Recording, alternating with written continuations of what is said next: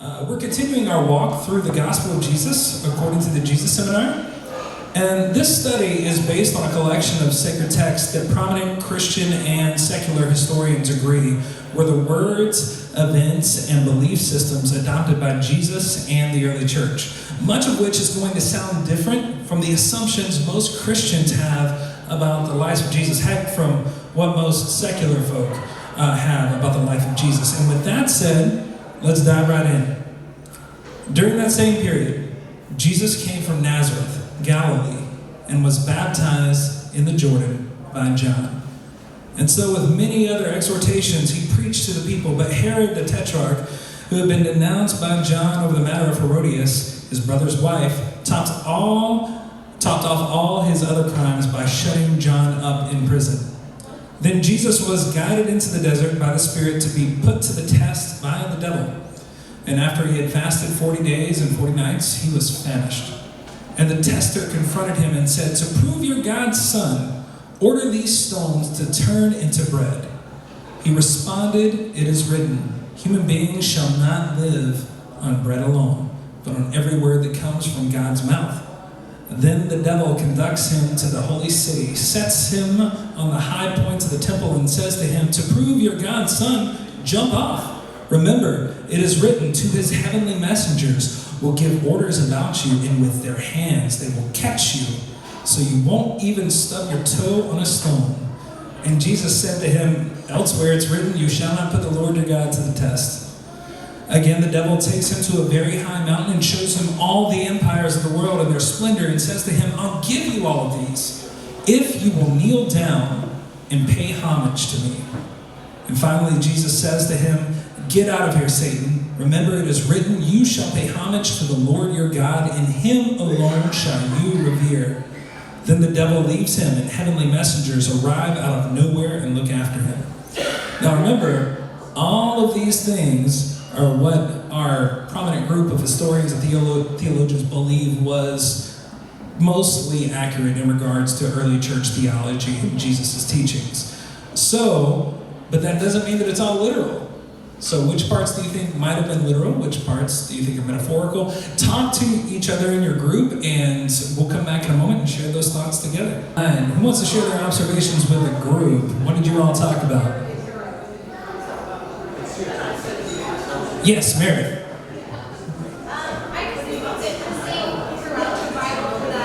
I can barely hear you. Hold on, guys. Let's listen to Meredith.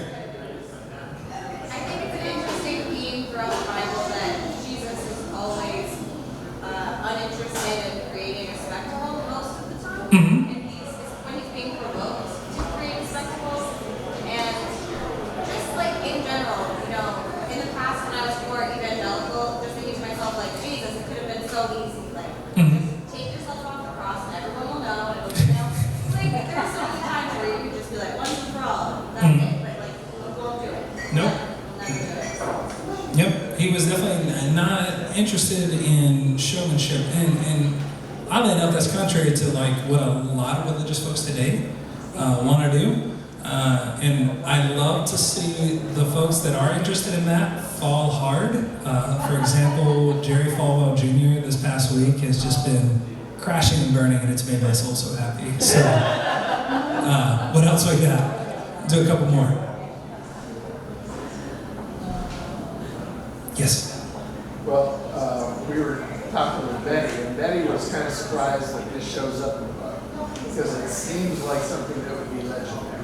Mm-hmm. And, just a few moments ago, we were talking about how not only is there the book, the Quiet Gospels, Search for the Authentic Words of Jesus, but then the Jesus Seminar produced another book called The Acts of Jesus, where all of the sayings of Jesus are just neutral. And it's the surrounding narrative that is color-coded, red, pink, gray, and black. And so on the whole, one could imagine that this wouldn't have ended up in the Jesus Seminar, or the Jesus Gospel of Jesus according to the Jesus Seminar, because this sounds pretty legendary, like it may have been gray and black material. Yeah. So I'd be interested to go back and look at that part of the Acts of Jesus, to see the debate that surrounded this narrative of Jesus in the wilderness. That would be interesting. Yeah, I mean, the other possibility, and I need to read their version of the Acts of Jesus, so you were just telling me about that. I'm excited to check that out. The other possibility is that this is displaying a true fiction. In other words, this is fantastical. This is, unbelievable. It's supposed to be because it's making a metaphorical point, not necessarily a literal point. So Bernie stole my notes again. Very good. Very good. All right, I'm going to take one more. These are all good. Going once, going twice. One more. One more. Yeah, let's do it. So, with the other as preface, you're looking at this text, it's totally plausible that the historical teacher Jesus kind of went on a spiritual retreat out to the wilderness. Sure. And within the context of his own cultural setting, if he were to subject himself to a disciplined meditation that induces visions, the kind of thing narrated here, and why it could very well have shown up in the Gospel of Jesus, is the sort of vision you can imagine the spiritual teacher having, who's taken himself out into the wilderness to meditate and induce visions in himself. Yep. However he did that. Yeah, and that could have been done through fasting, right? That Right. Guys starving, I'm sure your cognitive abilities are limited and probably doing some pretty interesting things at the same time too. So that's possible. I mean, was it you and I that were talking about one of the native practices was breathing, was just getting a ton of oxygen, and that was actually how they would induce visions. That oxygen could actually act as a psychedelic. So more than possible. So a couple things that stood out to me. Firstly, if you were here last week, we talked about John's imprisonment, and we see here that John is in prison. And we talked about that last week, about how oftentimes the cost of seeking justice is death, suffering, and rarely is there ever a reward given for our efforts to do good in life. And next, notice how this group of texts makes it clear that Jesus was born in Nazareth, not Bethlehem, as the author of Matthew asserts. And this is likely because, we talked about this last year, Bethlehem was seen as a sacred location according to Jewish mythology. And in order to galvanize a movement of as many Jewish people as possible, they professed that Jesus was the Messiah, and it was crucial for them to have Jesus be from Bethlehem and not a backwoods, poor town like Nazareth. The author of Luke takes a middle-of-the-road approach to this dilemma. And in his account, the author of Luke has Mary and Joseph traveling to Bethlehem for a census. Now, historically, that census never occurred, nor would it have made any sense. So most scholars agree with the author of Mark in the letters of Paul. Jesus was from Nazareth. Jesus was not born in Bethlehem. And Jesus was in the middle of nowhere in Nazareth, far from the trade routes utilized by Rome. Therefore, it was a very poor district. And this means that historically, the story of Jesus' movement is truly a story of humble beginnings. Now, what do we not see in this passage of text about the baptism of Jesus that we see in other Gospels? Anybody want to take a stab at that? What do we not see here? If you're familiar with the story. The Holy Spirit? The Holy Spirit descending. The descension of the Holy Spirit. And that was likely a later addition to the gospel to make Christ's claims as the Messiah to be more fantastical. And in that time, oddly enough, for many followers, that made one's case more believable. Now today, we wouldn't buy that at all, or at least most of us wouldn't, right? Like, oh, okay, so your teacher is God's chosen leader because a bird and a voice came down from the heavens and told you so? Yeah, okay. Yeah, we wouldn't buy that. But back then, the more fantastical you could make your claims, the more believable it was. Speaking of fantastical ancient beliefs, there is something interesting going on here that has actually been over-spiritualized by modern fundamentalists. We see Jesus being tempted by a character known as Satan. But in context, this mythical section of text is meant to be a metaphor of Jesus wrestling with his own internal conflicts. You You see, ancient Jewish folks would not read this as a literal encounter between two separate beings. This is an example of the gospel displaying true fictions of that time, meaning, yes, they utilized the symbolism of the Satan, but it was understood to be a metaphorical representation concerning something far beyond this menacing entity with red horns and a forked tail. The pre-Christian church was a really big place. You got to understand that. So I'm going to spend a little bit of time on the origin of what's called the Satan and hell. Now, Ellen Pagels points out that in the 6th century BCE, when Israelite writers criticized their fellow Jews in mythological terms, the images they chose were usually not the animalistic or the monstrous ones they regularly applied to their foreign enemies. Rather, they most often identified their Jewish enemies with an exalted, though treacherous, member of the divine court who they called the Satan. Now, the Satan is not an animal or monster, but one of God's angels in these stories, a being of superior intelligence and status. And Pagels goes on to say, as Satan first appears in the Hebrew Bible, Satan is not necessarily evil, much less opposed to God. On the contrary, Satan appears in the book of Numbers and in the story of Job as one of God's messengers and an angel. In Hebrew, the angels were often called sons of God and were envisioned as the hierarchical ranks of a great army or the staff of a royal court.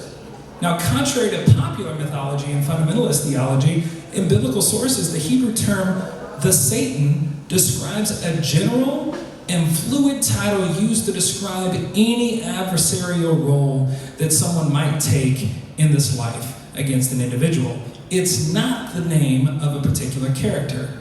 Now, later on in church history, Christianity would anthropomorphize or make human this adversarial role, which would enable it to create a dualistic worldview where God would be contending against the devil. And this dualism, which was a projection of our own internal struggles with the adversarial quality of our own instinctual drives and emotions, would also be disowned and projected onto human adversaries as well, whom we would claim are under some form of demonic control or satanic influence. Now, as Elaine Pagels points out, the root word Satan means one who opposes, obstructs, or acts as an adversary. The Greek term diabolos, say that with me, diabolos? Diabolos. One more time, diabolos. Diabolos. Later translated as devil, literally means anyone who throws something across one's path. Does not mean a specific red character with a pitchfork. Now think about it. In truth, life is continually throwing things and people in our path, challenging the plans and desires we have. And in the Hebrew scriptures, the Satan's presence in a story could help account for an unexpected obstacle or reversal of fortune. When the obstacle prevented someone from a costly or even fatal mistake, it was praised as a gift from God, as in the story of Balaam in the book of Numbers. Now, for myself, in this knowledge, evil is best understood as the experienced absence of the presence of goodness. If you hear nothing else, hear this. There is no such thing, and there is no such character that is in the spiritual realm responsible for evil. Evil arises from the dispossessed, disowned, and unconscious qualities of our own human condition. As an unconscious force, we are blind to its effect on our perception of reality, and so evil continues to distort and contort, and it can literally destroy our lives and the lives of others if we allow it. And our spiritual response is not to further judge and disown others that are practicing evil, but to understand the truth of the unconscious obstacle, whatever it is, and learn to grow from the experience or call others out. There are also times in our lives when someone is constricted and cut off from their conscious awareness of who they truly are, and they threaten the integrity of ourselves and others in our communities. And the response is not just to demonize them, not just to put down that person, that nation, that group, but to stop them from carrying out their destructive behavior with radical, nonviolent action. Amen? Now, talk about Satan, let's talk about hell. Hell was not a place we go when we die. It was a metaphor that Jesus used to describe aspects of society. The term used in the New Testament, the Koine Greek word, is Gehenna. Say that with me. Gehenna. One more time, with feeling. Gehenna. Very good. It was a dump where garbage was placed into pits and burned outside of Jerusalem, where scavengers like wild dogs and flies infested the fields. And as a Jew, Jesus would have believed in Sheol, which was a natural place that all people ended up, but it was really a neutral place, kind of like purgatory, that all people ended up when they died. The entirety of humanity resided, both good and evil, in Sheol after death, according to ancient Jewish belief. Now, in this knowledge, it's time to share your thoughts. You know a little bit about the ancient view of hell. You know a little bit about the ancient view of the devil. Y'all talk about that, but figure out if there's a way that we can apply some of this ancient knowledge today, and we'll come back and share those thoughts momentarily. All right. Love the conversation. That's what this church is all about. You all sharing your thoughts with one another. We can learn from one another as well. Who's filling up to sharing those thoughts in the group? Nobody's going to judge you here, I promise. Look, they let me be the pastor. No one is going to judge you here. So who wants to share? Going once. Going twice. Oh, Bernie, you had your hand up? Go ahead, buddy. I did. I always try to raise my hand. This passage was just reminding me of when I listened my way all the way through the Bible using back in the day of cassette tapes of the New International Version, and it was more or less it was just narrative. But when they got to certain parts, they would dramatize it.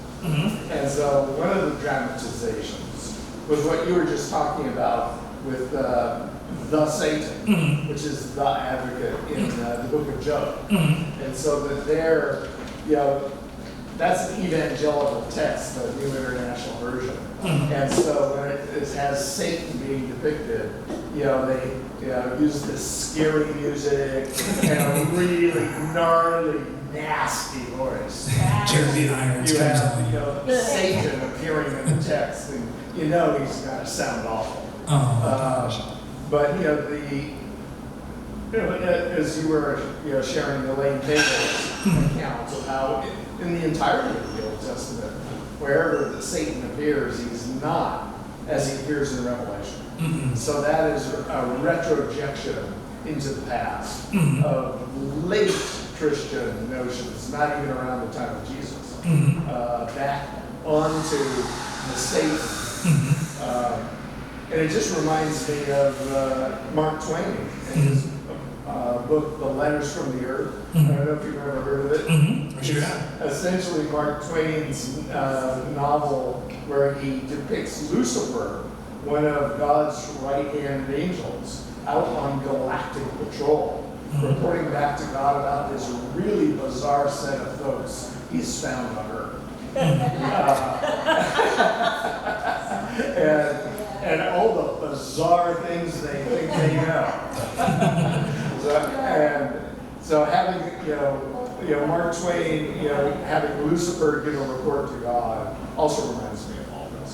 It does. And I think about the Screwtape Letters too. That's something I think about. I've heard the audio versions of that, and they always, when Wormwood's talking or when they're Wormwood and Screwtape are talking to each other, they're just just like gravelly voice. And this was a really hard transition for me, like theologically, because one of the pillars of evangelicalism is there is a literal devil that's trying to steal your soul. And what I loved recently, this is years after I made the transition, was has anybody ever seen the show Daredevil on Netflix? It's an awesome show. I'm into nerd stuff, but the Netflix series of Daredevil was amazing. The movie but the series was so good and it was so well done. And there's a priest in the show, and he starts talking about his view of the devil. And he doesn't believe in a literal devil, but he gives an account where innocent children were just slaughtered for no reason and suffered and tortured. And he's like, I saw the devil that day. And it wasn't a spiritual figure. It was in the hearts of people.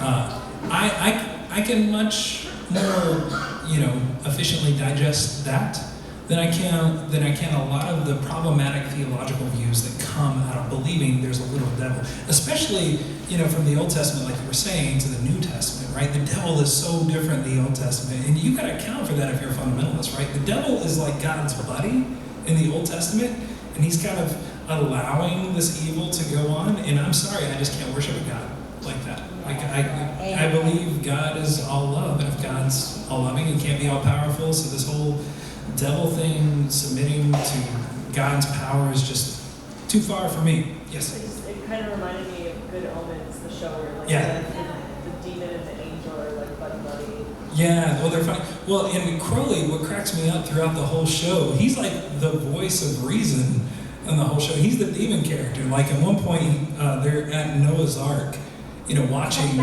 this situation unfold, and God's going to kill all of humanity. And he's like, all of them? And he's like, yeah, all of them. He's like, but you can't kill kids. You can't kill kids. He's like, yeah, he's going to kill kids too, but it's because God's all good, and we don't know God's plan. It was just, there's a lot of problems if you follow, strict fundamentalism when you read the scriptures. For me, what stood out this week is that Jesus is battling with an internal struggle that for me is all too familiar in this text. Jesus is struggling with that feeling that we need to prove ourselves or our worth to the world, demeaning what we do or what we desire to do by using the world's metrics for success, right? And I do this as well. Hell, I think we all do it, right? I'm constantly catching myself thinking things like, well, if our church was really teaching authentic theology, why is our church not busting at the seams? And really, it's because if Christians walk in and hear me say there is no devil, they're going to walk right out. But I struggle with that, right? If our church knew what we're doing, then why isn't the brewery open yet? If we really knew what we were doing, or if it was really a good idea, if we really want to help the community, then why aren't we doing more? Because we're not doing enough, because we're never doing enough. If my book is actually meaningful, then why is it only sold 300 copies? Why is it on a bestseller list? Like, the point is, sometimes our own criticism and standards are our own worst enemy. It's like, even if the adversaries that we had growing up, whether that was a parental figure or, people that bullied you in some way, shape, or form, whether they were kids in school or family members, it's like those adversaries aren't in our vicinity anymore, but they somehow still make their way into our subconscious.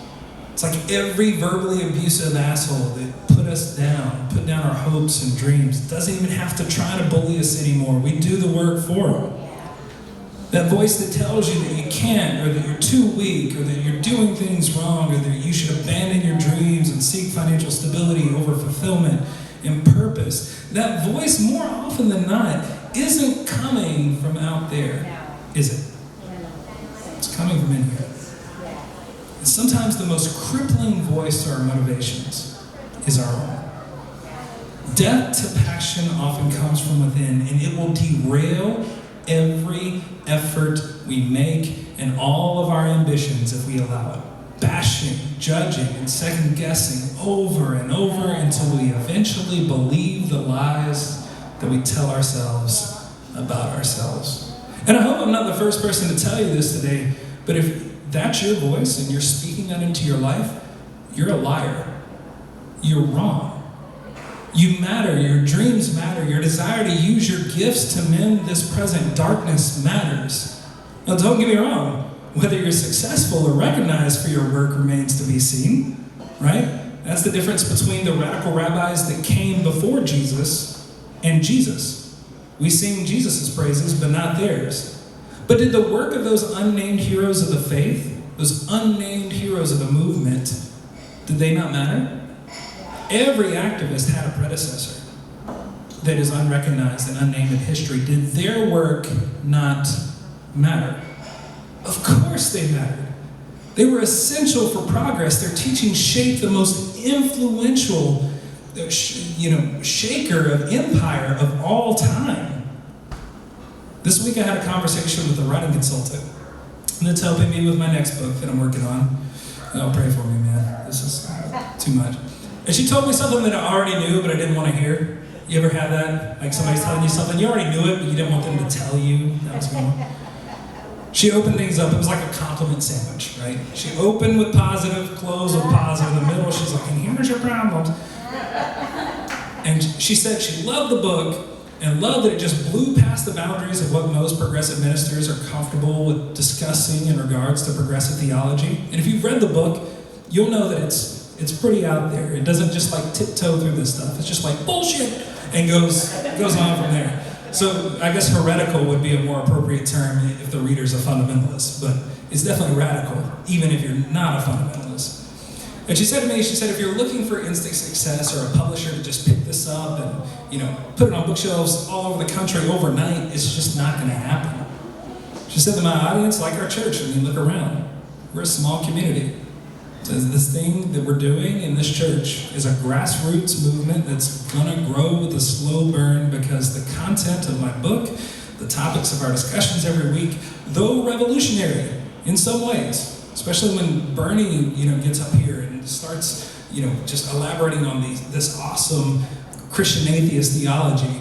All of that stuff is revolutionary, and continuing this dialogue regarding the dismantling of corrupted Christianity is essential, but it's too edgy for centrists and too heretical for conservatives. So nobody's probably going to pick up this message and jump on board overnight. It's going to be a slow burn. It's going to take time. But despite those obstacles, according to her, my work is still important and worth doing, but I didn't hear that part.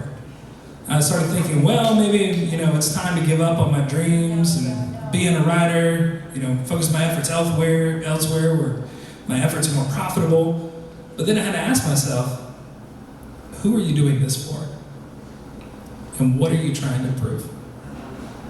I remember in our study last week, John destitute, crying out in the wilderness for people to change their ways, only to end up in prison and executed. I remember not knowing who his teachers were. I remember Jesus, a lowly rebel from Nazareth, questioning his own motivations this week and ending up on a cross before he got to see the movement grow into what we know today, warts and all. And I realized that trying to prove myself to others by using this world's skewed metrics of success, or gaining recognition and or payment as a reward for my investment is not the point, or at least it shouldn't be. Saying and doing what matters when it matters most is the point.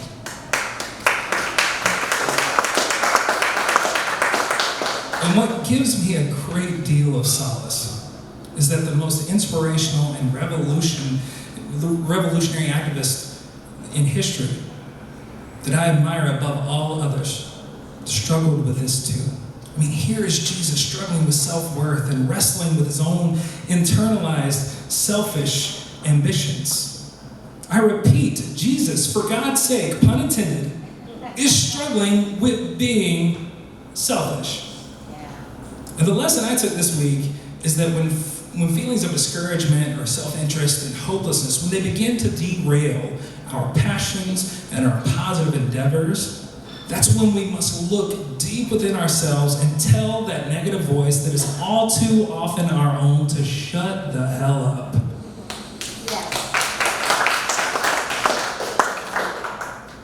This week, I think Jesus was trying to get his followers to recognize their own self-worth. I mean, I can imagine, after all the amazing things Jesus was doing to stir shit up in Rome and to get some negative attention, that they were relying on Jesus' presence, pretty strongly, these 12 disciples. And Jesus is saying, look, it's coming to an end, but you need to recognize your value in this movement. I need you all to see your value as we take communion today. If you could, pass the bread to your neighbors, break it, share it. Pass the cup, as the cup comes your way, dip the bread into the cup, and you can take it at your leisure. But I want you to imagine that this movement goes beyond a few people in this room. This movement is extended to everyone here. The responsibility for growing a grassroots movement for change is your responsibility. And not only is it your responsibility, but you are valuable, you are equipped, and you have a place to whatever degree you feel passionate about in leading this movement. And until next week, may the peace of the Lord Christ go with you wherever it may send you. May it guide you through the wilderness and protect you through the storms. May it bring you home rejoicing at the wonders that it shows you, and may it bring you home rejoicing once again into our doors, grace and peace.